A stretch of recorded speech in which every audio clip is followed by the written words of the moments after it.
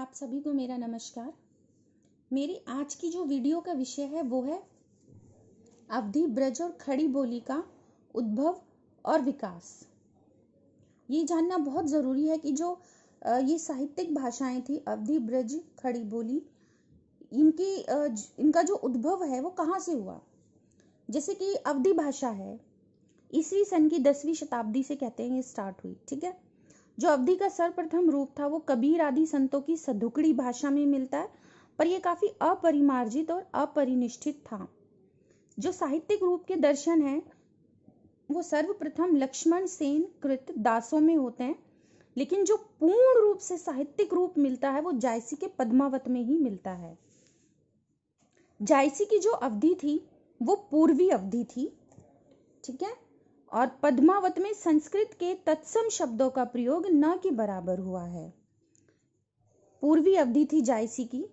ठीक है, अवधि के दो साहित्यिक रूप थे, भक्ति काव्य और प्रेमाख्यान काव्य।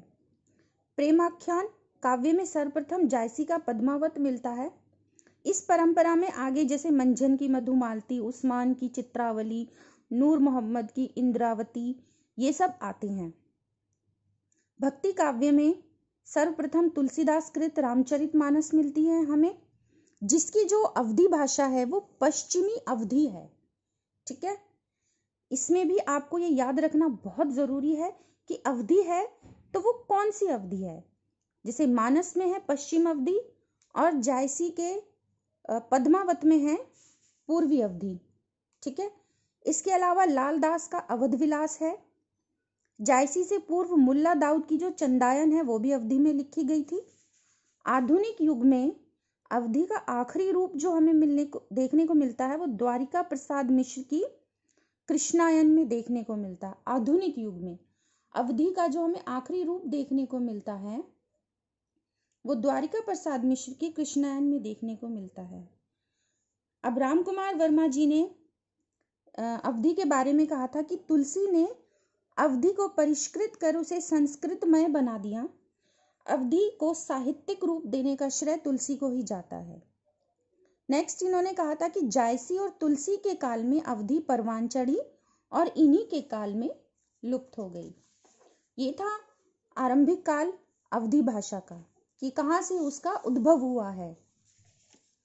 नेक्स्ट इसी श्रृंखला में हमारी आती है ब्रज भाषा। ये एक विभाषा है, शौरसैनी अपभ्रंश से जन्मी है। इसका जो साहित्य है वो 14वीं से लेकर 19वीं शताब्दी तक लिखा गया। इसके दो रूप मिलते हैं ब्रजभाषा के हमें, एक तो सूरदास से पहले का युग और सूरदास के बाद का, मतलब सूरदास का समकालीन युग।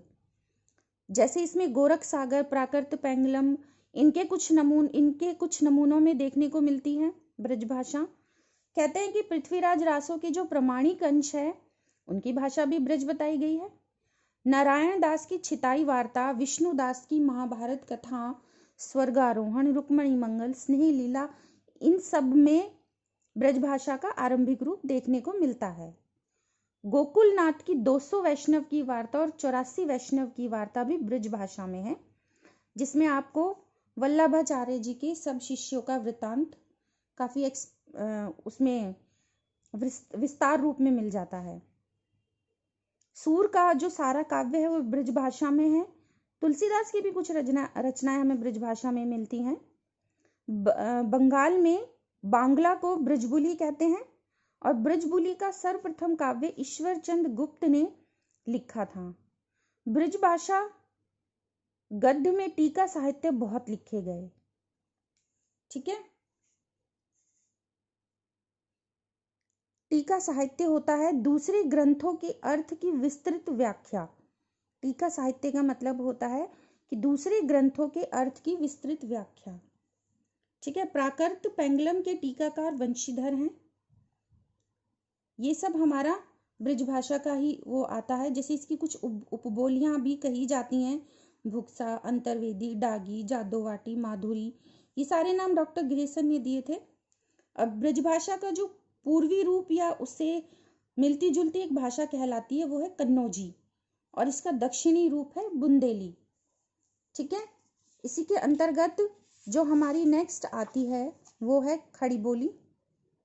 उसका उद्भव कैसे हुआ खड़ी बोली का? 1000 ईस्वी के आसपास। विकास तो इसका 19वीं शती तक होता रहा। खड़ी बोली का जो आरंभ है वो अकबर कालीन कवि गंग भाट ने चंद छंद वर्णन की महिमा में लिखा है, किया है। वहां इसका आरंभिक रूप देखने को हमें मिलता है। इसके बाद खड़ी बोली का जो परिष्कृत रूप है वो राम प्रसाद निरंजनीकृत भाषा योग वशिष्ठ में हमें देखने को मिलता है, जो खड़ी बोली गद्य का पहला ग्रंथ कहलाया था। ठीक है। भारतेंदु युग से पूर्व फोर्ट विलियम कॉलेज के जो चारों अध्यापक थे उन्होंने इसके विकास में बहुत उल्लेखनीय कार्य किया था। इंशाअल्लाह खां, लल्लू लाल, सदा सुखलाल और सदल मिश्र। 2 राजाओं का योगदान भी बहुत महत्वपूर्ण था, जैसे राजा शिव प्रसाद सितार हिंदी और लक्ष्मण सिंह। भारतेंदु युग में यह गद्य की भाषा बनी थी, पद्य की तब भी ब्रज भाषा थी भारतेंदु युग में। महावीर प्रसाद द्विवेदी और अयोध्या प्रसाद खत्री जी ने खड़ी बोली को साहित्य की भाषा बनाने के लिए काफी अभियान चलाया था, और इस अभियान के अंतर्गत काफी सारे ऐसे हमारे इतिहासकार हुए थे जिन्होंने फिर ब्रजभाषा को छोड़कर खड़ी बोली में कविताएं लिखना शुरू कर दिया था, जैसे निराला जी वगैरह।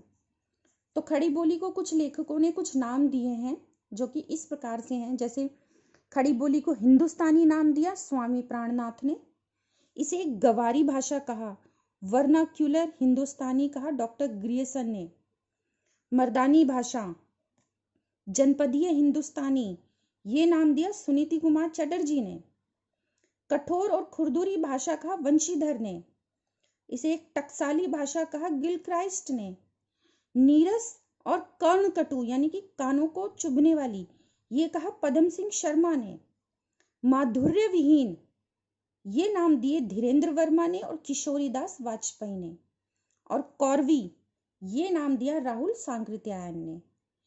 तो ब्रजभाषा, खड़ी बोली और अवधी भाषा के उद्भव और विकास पर आपको मेरी इन्फॉर्मेशन कैसी लगी हो, आप ये मुझे कमेंट करके ज़रूर बताइएगा। तब तक आप मेरी वीडियो देखते रहिए, उन्हें लाइक करते रहिए और मेरे चैनल को प्लीज़ प्लीज़ प्लीज़ सब्सक्राइब ज़रूर कीजिए। धन्यवाद।